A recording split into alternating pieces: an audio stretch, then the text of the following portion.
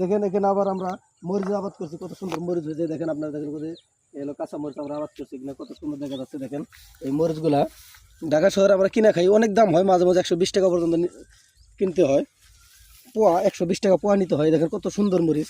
এই দেখেন আর আমাদের একটা শাক করে বাইতা শাক করে কয় যে এটা বাইতা শাক, সেই বাইতা শাক এটা অনেক মজার একটা শাক। আপনারা যদি কখনো আসেন গ্রাম অঞ্চলে তাহলে এই শাকগুলো আপনারা তুলে নিয়ে যাবেন, খাইতে পারবেন, অনেক মজা পাবেন। এই দেখেন এখানে আছে আমাদের টমেটো গাছগুলো শেষ পচে গেছে, গাছগুলো মরে গেছে, যার কারণে আমাদেরকে টমেটো গাছটা দেখাতে পারলাম না।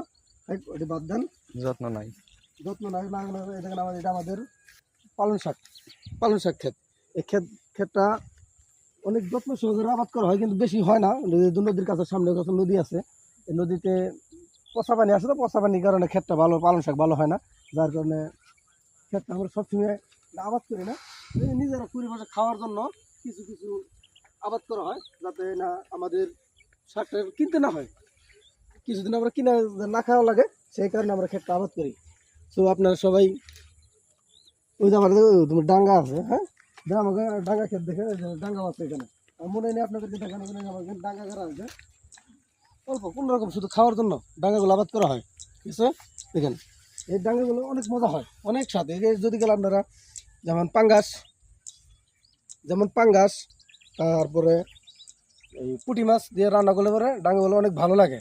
আর যদি স্বাদের লাউ, কথাই আছে না স্বাদের লাউ ডাঙ্গা নাড়া বৈগাল পাড়া, একটা কথা আছে, কথাটা আমি বলতে পারি না, যেহেতু ঢাকা শহরে থাকি, এখানে দেশের ভাষাটা হয়তো অত ভালোভাবে আমি বলতে পারি না। তো আপনারা যখন আসবেন অবশ্যই আমার সাথে যোগাযোগ করে আসবেন, আপনাদেরকে আমাদের বাড়িতে এনে আপনাদেরকে যা যা দেখাইলাম মরিচ, ধান, পালং শাক আপনাদেরকে খাওয়াবো। তো আপনারা সবাই ভালো থাকবেন। আসসালামু আলাইকুম।